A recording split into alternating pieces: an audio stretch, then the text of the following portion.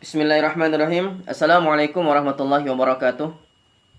Alhamdulillahirabbil alamin wassalatu wassalamu ala rasulillahi ajma'in amma ba'd. Puji syukur kepada Allah yang Maha Rahman. Salat dan salam kita aturkan kepada baginda Nabi Muhammad sallallahu alaihi wasallam. Kesempatan kali ini kita bertemu lagi dengan perkuliahan yaitu hukum perdata Islam. Nah, jika kita berbicara hukum perdata Islam, kita tidak lepas dari yang namanya sejarah. Kita tidak luput dari berbicara yang namanya sejarah. Baik sejarah Islam, sejarah hukum Islam, sejarah keperdataan, sejarah hukum yang berlaku di Indonesia. Baik zaman penjajahan, zaman Belanda, Jepang, hingga zaman Orde Lama, Orde Baru, reformasi, hingga saat ini, dan juga tidak lepas kita berbicara tentang kerajaan-kerajaan yang memberlakukan hukum Islam, khususnya tentang perdata. Nah, sebelum Indonesia memproklamasikan kemerdekaannya, yaitu pada tanggal 17 Agustus 1945, nah ini terjadi banyak saling tukar pendapat, yaitu pendapat perihal masalah ideologi yang hendak dianut oleh negara Indonesia. Jadi sebelum Indonesia merdeka, banyak dialog tentang apa sih Indonesia ini mau dibawa kemana, ideologinya, agamanya, dan segala macamnya. Nah, mula-mula dibentuklah ada namanya Badan Penyidik Usaha Persiapan Kemerdekaan Indonesia yang disingkat dengan BPOPKI, yang pada zaman dulu beranggotakan sekitar 62 orang.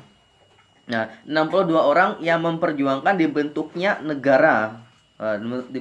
Dibentuknya negara. Nah, namun dari jumlah itu hanya 15 anggota yang mewakili kelompok nasionalis membentuknya, yaitu negara ini berdasarkan negara Islam. Hanya sekitar 15 anggota. Nah, sedangkan suara terbanyak yaitu 45 suara memilih dasar negara, yaitu kebangsaan. Itu kebangsaan. Nah, setelah terjadi banyak dialog panjang, maka ada kesepakatan terhadap Pancasila dan Undang-Undang Dasar 1945 sebagai ideologi negara. Kemudian disepakati sebagai landasan dalil dan landasan struktural negara kesatuan Republik Indonesia atau disingkat dengan NKRI. Implikasinya secara hukum, setiap bentuk perundang-undangan diharuskan lebih inklusif dan harus mengakomodasikan kepentingan umum masyarakat Indonesia. Nah, maka dari inilah yang pada gilirannya akan melahirkan, selanjutnya ada beberapa macam melahirkan konflik-konflik ideologis antara Islam dan negara. Jadi banyak konflik sudah dari masa pembentukan NKRI, ya sudah pada masa dulu memang sudah ada konflik ideologi negara, ideologi kebangsaan, dan juga ideologi tentang khilafah atau tentang negara Islam. Nah, maka pada tanggal 5 Juli itu disebut dengan dekret presiden tanggal 5 Juli 1959. Nah, selain menetapkan Piagam Jakarta di dalam konsiderans, juga menetapkan Undang-Undang Dasar 1945 dalam diktum atau dalam batang tubuh. Ditetapkan dalam satu peraturan perundangan yang dinamakan dekret presiden. Nah, kedua-duanya tadi nah itu mempunyai kekuatan hukum yang sama. Dengan demikian bahwa Presiden Republik Indonesia berkeyakinan bahwa Piagam Jakarta itu menjiwai Undang-Undang Dasar 1945 dan itu juga merupakan rangkaian kesatuan dalam konstitusi tersebut. Oleh karenanya, maka perbedaan Piagam Jakarta dengan pembukaan Undang-Undang Dasar 1945 hanya terletak pada 7 kata.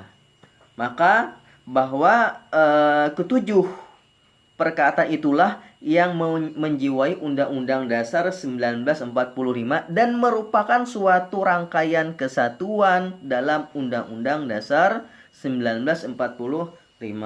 Nah, ini jadi kita memang kalau kita berbicara hukum, kita tidak lepas dari sejarah proklamasi, dari sejarah pembentukan negara, dari sejarah hukum yang berlaku di Indonesia. Maka di sini kita melihat banyak sudah dialog sebelum kemerdekaan itu, sebelum negara itu dibentuk, apakah ideologinya itu mewakili tentang negara Islam atau negara kebangsaan. Memang sudah ada dialog panjang di sana dan banyak tokoh dan para pakar yang berpendapat sehingga terjadilah atau terbentuklah NKRI ini sesuai dengan landasan Undang-Undang Dasar Pancasila kita yang berlaku di Indonesia. Oke, next.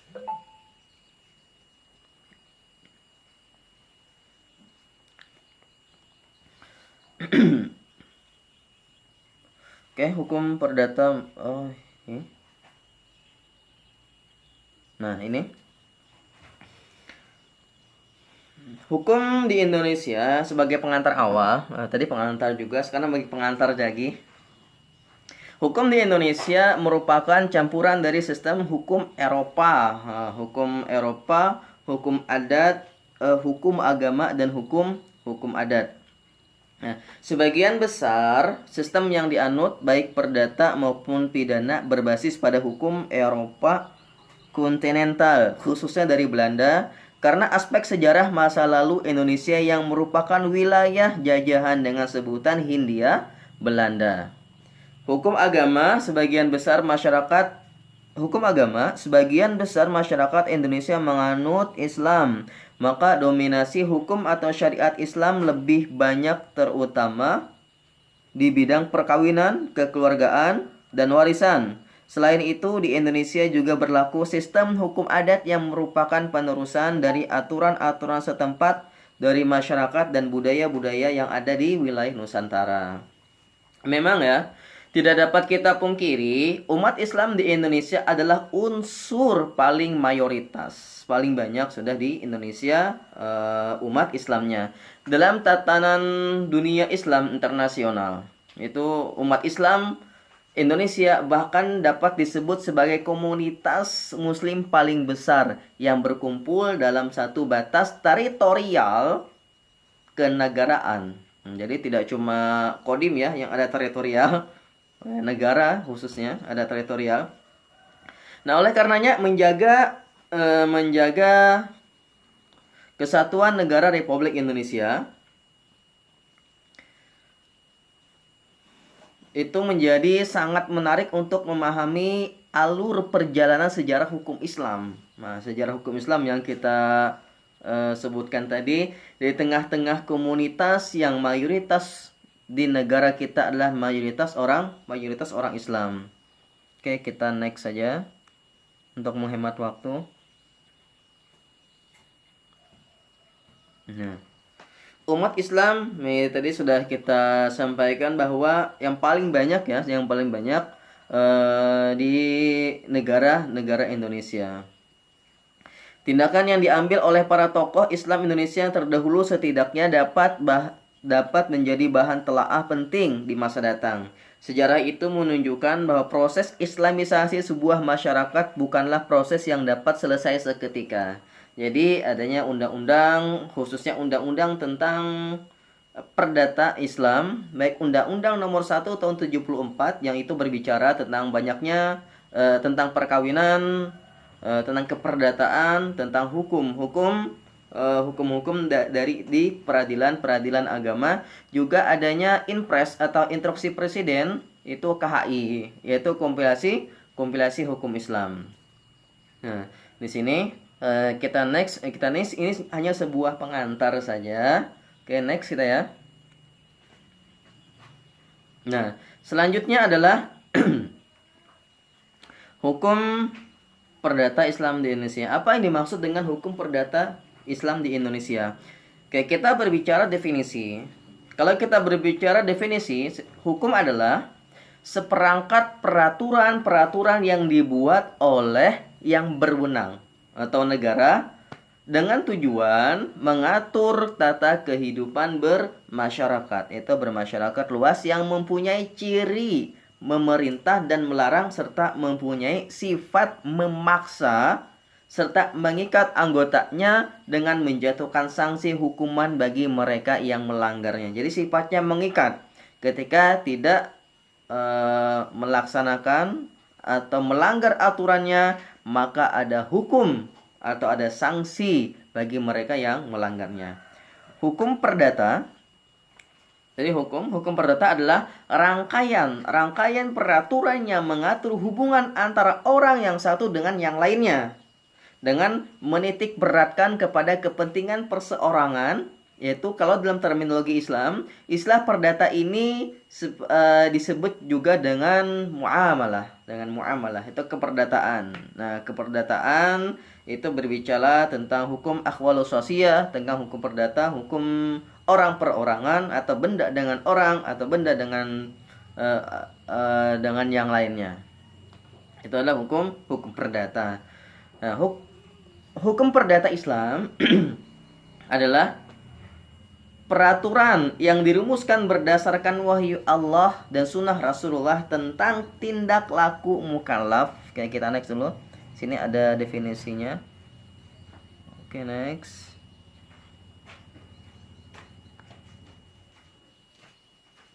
Oke, ya.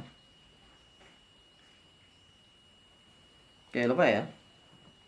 Oke, tentang hukum perdata Islam, itu peraturan yang dirumuskan berdasarkan wahyu Allah dan sunnah Rasul itu tentang tingkah laku mukallaf dalam hal perdata yang diakui dan diyakini berlaku mengikat bagi semua pemeluk Islam yang ada di Indonesia. Itu berdasarkan Undang-Undang Nomor 1 Tahun 74 KHI Kompilasi Hukum Islam dan juga undang-undang hukum yang berlaku sesuai dengan hukum Islam yang mengikat.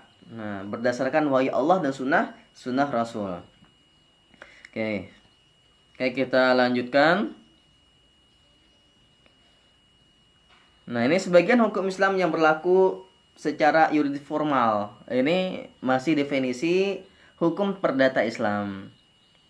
Itu sebagian dari hukum Islam yang berlaku secara yuridis formal, berlaku secara kenegaraan atau menjadi hukum positif dalam tata hukum Indonesia.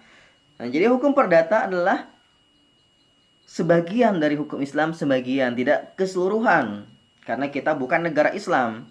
Jadi sebagian dari hukum Islam yang berlaku secara yuridis formal, berlaku di Indonesia atau menjadi hukum positif dalam tata hukum Indonesia yang isinya sebagian dari lingkup muamalah, hukum perkawinan, hukum kewarisan, wasiat, hibah, zakat, dan perwakafan serta ekonomi syariah. Oke, next.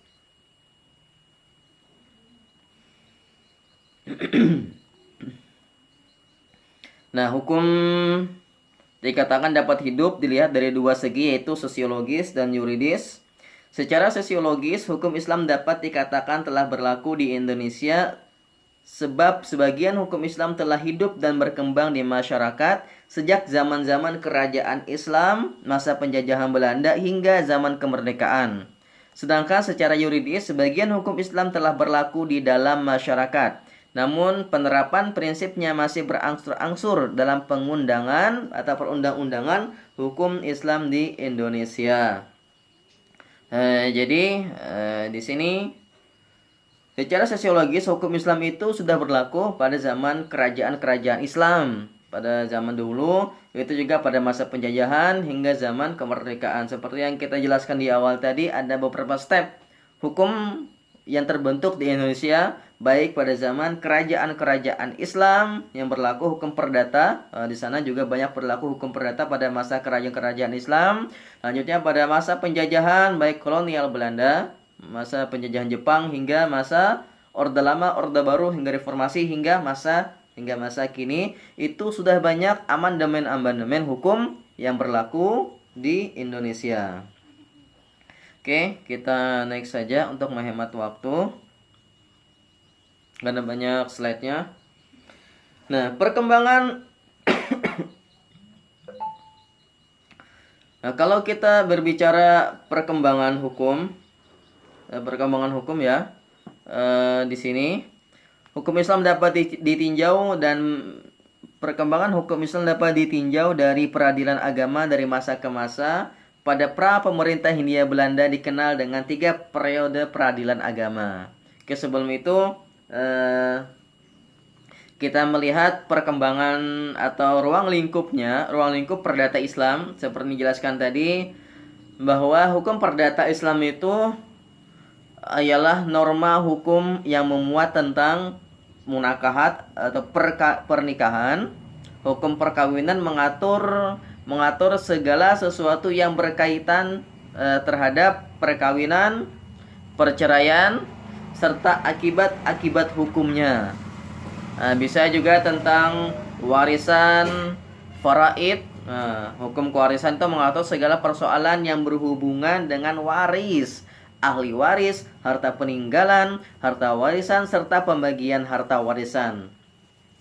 Selain hukum perdata, dalam khususnya perdataan itu adalah norma hukum yang mengatur masalah kebendaan dan hak-hak atas benda. Aturan mengenai tentang, selain tadi kan ada jual beli, sewa menyewa, pinjam meminjam, persyarikatan, pengalihan hak, dan lain sebagainya. Nah, ruang lingkupnya adalah mengatur hubungan antar manusia dengan Tuhannya, disebut dengan kaidah ibadah. Aturan yang mengatur antara sesama anggota masyarakat disebut dengan muamalah. Aturan yang mengatur antara manusia dengan lingkungan hidupnya disebut kaidah hukum alam, yaitu sunatullah. Nah, di sini ketika kita sudah tahu memetakan perdata itu yaitu tentang munakahat perkawinan, maka ketika kita melihat perkembangan hukum Islam, ya, di sini kita ada periode peradilan agama, yaitu tiga periode peradilan. Nah, peradilan pertama adalah kita lihat. Nah, ini periode tahkim, itu bertahkim kepada seseorang yang pemuka agama yang ada di tengah-tengah kelompok masyarakatnya. Misalnya, seorang wanita yang tidak mempunyai wali bertahkim kepada penghulu sebagai wali yang berhak menikahkannya dengan seorang laki-laki pilihannya. Itu yang pertama. Periode kedua adalah ahlul halli wal aqdi. Seorang ulama dibaiat diangkat sebagai qadhi untuk menyelesaikan setiap perkara yang terjadi di antara mereka. Periode ketiga adalah periode tauliyah. Yaitu periode ini dapat diidentifikasikan sebagai delegation of authority, yaitu penyerahan kekuasaan mengadili pada suatu badan yudikatif yang tidak mutlak, seperti adanya di Minangkabau. Ada pucuk nagari yang menyelesaikan sengketa dalam masalah keagamaan. Nah, di sini ada penyelesaian konflik secara hukum adat. Oke. Dari tiga periode ini, yaitu periode tahkim, periode ahlul halli wal aqdi, periode tauliyah. Nah, maka jelaslah dengan masuknya agama Islam ke Indonesia dari tiga periode tadi, kita lihat Nah, periode peradilan agama, ada tiga periode peradilan agama pada masa Hindia Belanda. Nah, ini sudah jelas bahwa masuknya agama Islam ke Indonesia, tata hukum itu mengalami perubahan dari periode tahkim, periode ahlul halli wal aqdi, periode tauliyah itu ada mengalami perubahan hukum Islam yang tidak menggantikan hukum Hindu. Jadi hukum Islam itu tidak menggantikan hukum Hindu yang berwujud dalam hukum perdata. Tapi Islam juga berusaha memasukkan pengaruhnya ke dalam masyarakat dari segala segi kehidupan. Meskipun hukum asli itu tidak dapat diasingkan sama sekali. Nah, pengaruh hukum Islam telah merembes ke kalangan orang-orang Islam pada masanya, terutama yang berkenaan dengan hukum perkawinan atau hukum akhwalus sosiah. Nah, karena adanya tersebut, maka tidak terlepas dari sistem pemerintahan pribumi, sehingga jabatan keagamaan merupakan bagian yang tidak terpisahkan dari pemerintahan umum lainnya. Nah, maka setelah proklamasi kemerdekaan Republik Indonesia dengan mengambil atau pengambilan kekuasaan oleh bangsa Indonesia, adanya proklamasi itu, maka terjadi perubahan dalam pemerintah secara umum, tapi tidak segera terjadi perubahan dalam tata peradilan, khususnya pada peradilan agama. Hal ini karena apa? Karena dihadapkan pada revolusi fisik dalam menghadapi Belanda yang kembali menjajah. Jadi kan setelah itu ada lagi penjajahan-penjajahan berikutnya. Tetapi juga konstitusi itu yang menjadi dasar kehidupan bernegara kita tetap memungkinkan penundaan perubahan tersebut. Nah, kalau dilihat itu berkenaan dengan adanya ketentuan peraturan peralihan dalam Undang-Undang Dasar 1945. Nah, ini sesuai dengan yang dirumuskan oleh Pak Arsi Sostro Atmojo ya, Sostro Atmojo. Pada beliau mengungkapkan bahwa perkawinan masih diatur dalam beberapa peraturan golongan. Peraturan golongan maksudnya ada beberapa kubu yang masih mengatur, baik dari segi organisasi yang mengatur peradilan-peradilan Islam terhadap peraturan perkawinan dalam Undang-Undang Kenegaraan Republik Indonesia. Nah, kalau kita lihat perkembangannya, sejarah hukum Islam itu semakin signifikan di Indonesia, apalagi saat ini kan hukum Islam itu sangat signifikan. Nah, pada tahun 1970 kalau kita lihat sejarah itu ada aturan tentang pengadilan agama nomor berapa ya? Nomor 14 kalau ada salah, nomor 14 garing 1970, Undang-Undang nomor 1 tahun 74 tentang Undang-Undang Perkawinan, dan juga Undang-Undang nomor 4 tahun 1979 tentang kesejahteraan anak. Ada juga Undang-Undang nomor 7 tahun 89 tentang peradilan agama. Ada juga Undang-Undang nomor 19 tahun 99 tentang penyelenggaraan haji. Undang-Undang nomor 7 tahun 92 tentang perbankan. Terus terbentuklah yang saat ini sering kita dengar, itu dengan KHI, Kompilasi Hukum Islam, Inpres atau Instruksi Presiden, itu tahun 1991. Jadi di sini jelas ya ada perkembangannya dari undang-undang tahun 70 itu. Selanjutnya ada tahun 74, ada 89, ada 99, ada 92 tentang apa itu? Tentang penyelenggaraan haji, juga adanya kompilasi hukum Islam 91, adanya undang-undang. Kita kan semakin kesini ada banyak amandemen itu perubahan undang-undang. Apalagi kan yang terbaru undang-undang tentang perkawinan di bawah umur. Nah, itu meningkat, awalnya perempuan itu 16 tahun ya, jadi 19 tahun. Jadi kita ada terus amandemen undang-undang, perbaharuan undang-undang yang itu menjadi rujukan dalam tata hukum negara kita Indonesia. Nah, juga kalau kita melihat ada teori-teori hukum Islam yang berlaku di Indonesia kan banyak ya teori-teori hukum Islam yang berlaku.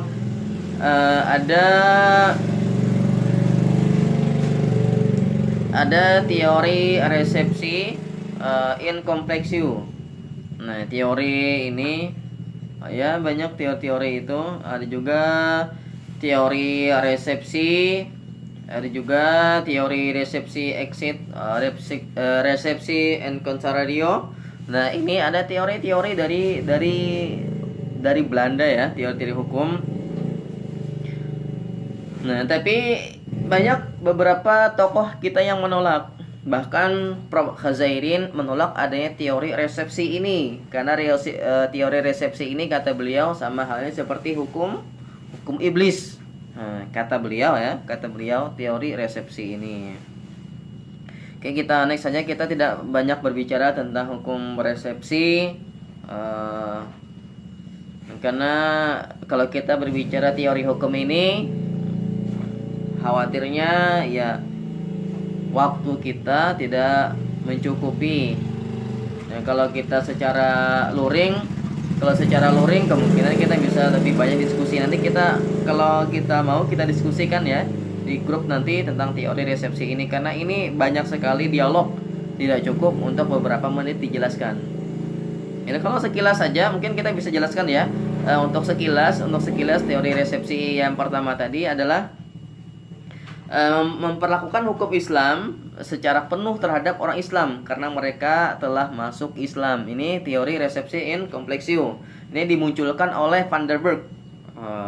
Nah, ini berdasarkan kenyataan bahwa hukum Islam diterima secara menyeluruh oleh umat Islam. Bukti-bukti ini dapat dilahirkan dalam ketentuan-ketentuan hukum-hukum yang berlaku, ada seperti Statuta Batavia, itu ada selama VOC berkuasa, itu ada juga hukum Islam yang berlaku dan berkembang. Itu VOC kan banyak melakukan hukum. Itu juga pada tanggal 25 Pai itu juga ada beberapa teori-teori dari VOC atau VOC itu yang diberlakukan. Dan Belanda itu selalu mencoba mengawasi jalannya hukum Islam. Nah, ini adalah teori resepsi tadi. Oke, kita next saja ya. Nah, oke, ini jika kekuatan hukum perdata. Oke. Ini kita masuk kepada hukum perdata Islam dan kekuatan hukumnya di Indonesia.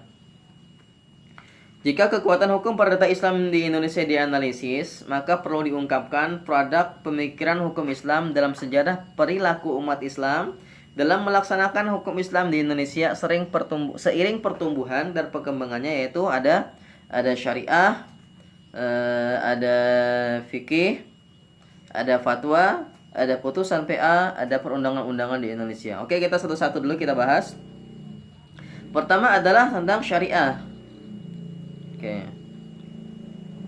Hukum Islam yang tidak mengalami perubahan sepanjang zaman. Hukum Islam yang tidak mengalami perubahan sepanjang zaman dan mengikat pada setiap umat Islam yang didasari oleh akidah dan akhlak Islam yang merupakan jalan hidup yang wajib ditempuh oleh setiap muslim.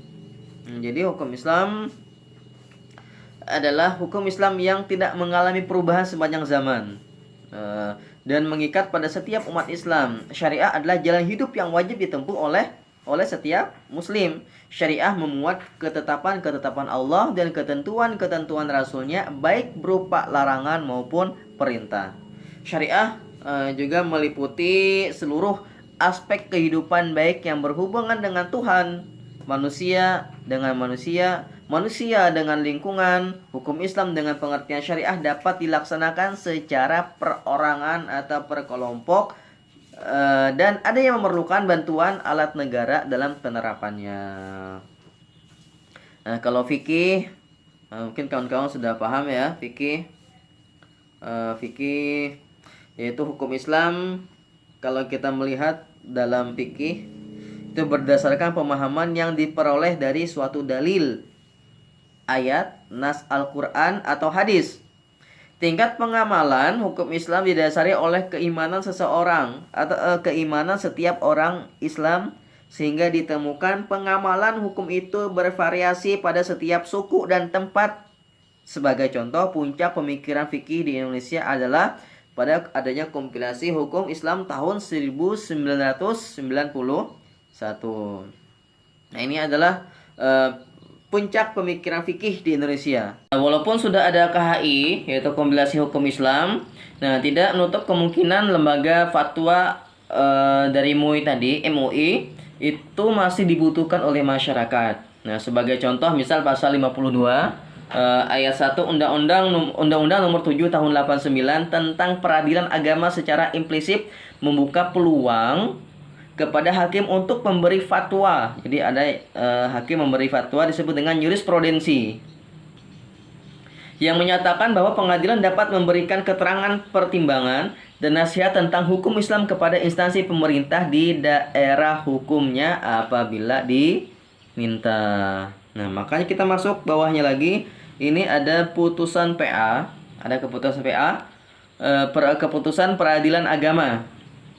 Nah, di sini ada keputusan yang dikeluarkan oleh pengadilan agama yang bersifat mengikat dan dapat bernilai sebagai jurisprudensi yang dalam kasus-kasus tertentu dapat dijadikan oleh hakim sebagai referensi hukum. Nah, jadi keputusan bersifat mengikat kepada pihak-pihak yang berperkara. Keputusan pengadilan agama ini sifatnya adalah jadi jurisprudensi yang dalam kasus-kasus tertentu dapat dijadikan hakim sebagai referensi hukum, dapat dijadikan sebagai pijakan hukum, dapat dijadikan untuk melihat hukum-hukum yang sehingga hukum tersebut bisa diterapkan dalam peradilan atau putusan pengadilan. Lanjut, itu perundang-undangan Indonesia. Hukum Islam yang mengikat secara hukum ketatanegaraan. Contoh, Undang-Undang Nomor 1 Tahun 74 tentang perkawinan yang memuat hukum Islam dan mengikat kepada setiap warga negara Republik Indonesia. Nah, kalau kita tabulasi ya, tadi ada syariah, ada fikih, ada KHI, ada fatwa, ada keputusan pengadilan agama, ada perundang-undangan. Nah, ini kalau kita tabulasi, ya dari segi pengertian, ada sifat, ada contoh. Kalau syariah, kita contohkan aja, kita contohkan. Kalau ada syariah, fikih, KHI, fatwa, putusan PA, perundang-undangan. Nah, syariah adalah Al-Quran, contohnya dalam syariah itu dalam Al-Quran dan As-Sunnah. Kalau fikih itu kitab-kitab fikih untuk Al-Hujjah. Bisa kalau kita masuk kepada kitab Ar-Risalah dan lain sebagainya. Nah, ini fikih. Kalau fatwa, KHI lo lah.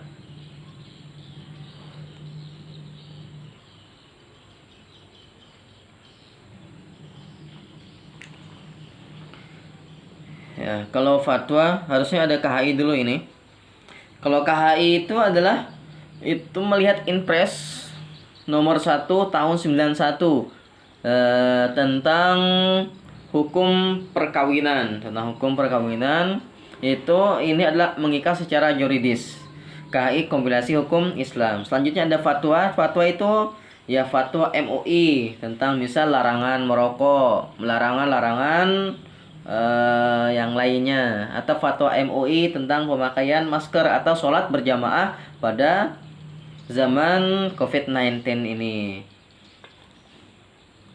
Selanjutnya putusan PA itu putusan misalnya nomor 92 atau nomor 95 tentang PDT atau perdata, misalnya gugatan cerai. Itu adalah contoh-contoh putusan dari pengadilan agama. Kalau undang-undang, nah itu jelas Undang-Undang Nomor 1 Tahun 74 tentang perkawinan. Ini kalau kita tabulasikan, kalau kita skemakan, kalau kita bentuk dari syariah tadi, fikih tadi, KHI, fatwa, putusan PA, perundang-undangan Indonesia. Oke, kita next. Nah, ini kalau kita berbicara kedudukan lah, kedudukan hukum perdata di Indonesia. Oke, next. Di atasnya apa ya?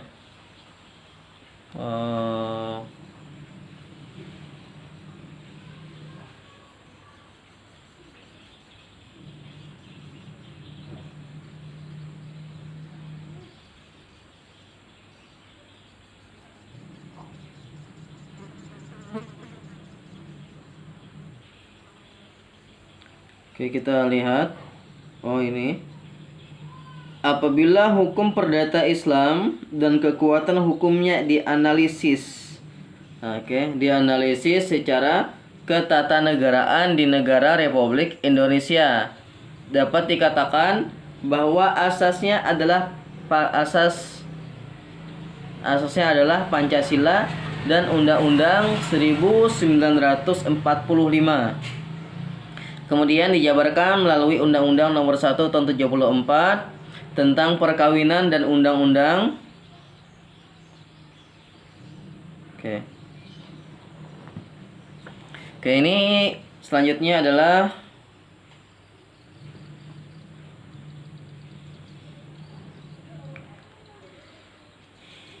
Oke, kita lanjut. Kedudukan hukum perdata Islam dan tata hukum di Indonesia. Nah,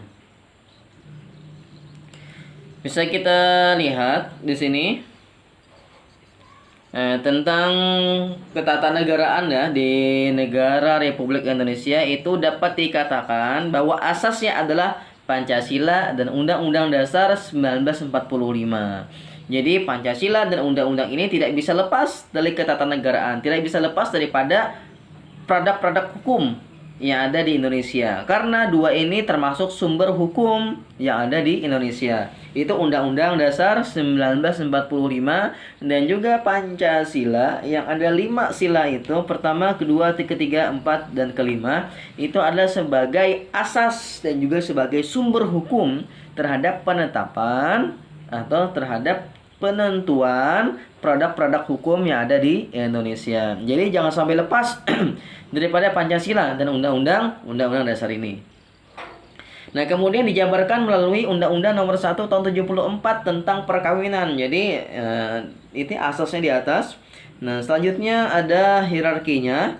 Ada Undang-Undang Perkawinan dan Undang-Undang Undang-Undang Perkawinan Nomor 1 Tahun 74 dan juga ada Undang-Undang Nomor 7 Tahun 89, Peradilan Agama dan beberapa instruksi pemerintah, dan juga muncullah kompilasi atau instruksi presiden, itu kompilasi hukum Islam yang menjadi pedoman bagi para hakim di peradilan khusus. Itu peradilan agama di Indonesia. Ada peradilan khusus ya, peradilan agama di Indonesia. Nah, hal ini merupakan pancaran dari norma hukum yang tertuang dalam pasal 29 Undang-Undang 1945. Nah, oleh karenanya pemberlakuan dan kekuatan hukum Islam secara ketatanegaraan di negara Republik Indonesia adalah Pancasila dan pasal 29 Undang-Undang Dasar 1945. Nah,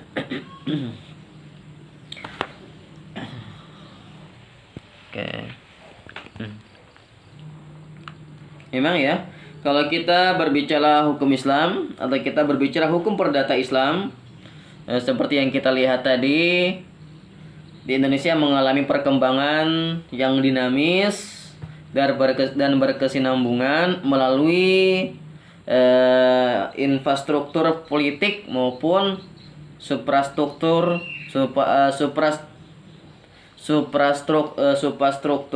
dengan seiring realitas yang ada di Indonesia.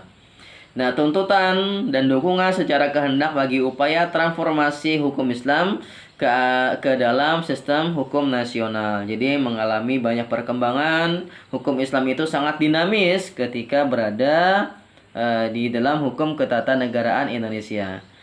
Nah, kalau kita lihat dari materi tadi, hukum Islam itu adalah hukum yang hidup. Dikenal dikenal oleh masyarakat kita, masyarakat Indonesia, dan ditaati oleh umat Islam di negara Indonesia. Nah, bagaimana pemberlakuan hukum Islamnya? Hukum perdata. Nah, ini masuk kepada undang-undang yang mengatur. Tadi ada Undang-Undang Nomor 1 Tahun 74, ada KHI, kompilasi hukum Islam, dan banyak undang-undang yang berlaku di negara kita. Nah, seperti yang kita jelaskan juga tadi, terkait dengan hukum perdata itu adalah hukum perkawinan, hukum kewarisan. Nah, dua hukum ini yang sangat dominan terhadap hukum perdata kita di Indonesia. Nah, negara kita menghormati adanya pluralitas hukum bagi rakyat yang majmuk. Jadi ada plural, hukum secara plural, makanya ada hukum adat, ada hukum Islam, ada hukum positif. Nah, ini negara kita menghormati adanya pluralitas hukum bagi rakyat Indonesia yang majemuk, bagi rakyat Indonesia yang banyak. Oke, sejalan aja kan dengan konsep negara kita Bhinneka Tunggal Ika.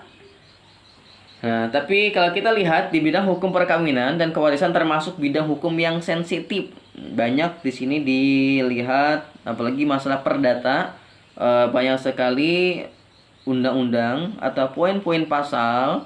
Nah, ini yang sangat sensitif, yang keterkaitannya dengan agama. Sangat sensitif sekali, dan juga terkait dengan adat. Dengan agama, dengan adat. Contoh misal masalah buku nikah atau undang-undang yang dicatatkan. Ada nikah siri. Nah, ini dibenturkan dengan agama, dibenturkan lagi dengan hukum adat atau kultur budaya kita. Dibenturkan lagi dengan undang-undang. Dibenturkan lagi dengan undang-undang yang mengatur bahwa nikah harus dicatatkan. Nah, ini kan adalah bidang hukum yang sangat sensitif. Jadi ada yang nikah di bawah tangan, selanjutnya ingin melaksanakan isbat nikah di pengadilan. Nah, ini banyak sekali keperdataan atau kasus-kasus perdata yang terjadi di masyarakat kita. Oke. Nah, mungkin sampai sini dulu apa yang bisa kita sampaikan, apa yang bisa Bapak sampaikan. Semoga apa yang tadi kita pelajari, baik dari peradilan perundang-undangan atau dari kompilasi hukum Islam atau adanya Undang-Undang Nomor 1 Tahun 74, ini sebagai bahan untuk kita penerapan hukum-hukum baik keperdataan atau hukum perkawinan yang ada di negara kita. Selanjutnya silakan kawan-kawan kita diskusikan, kita balik ke tempat grup kita untuk menjadi bahan dasar sebagai landasan diskusi. Sekian apa yang bisa Bapak sampaikan. Assalamualaikum warahmatullahi wabarakatuh.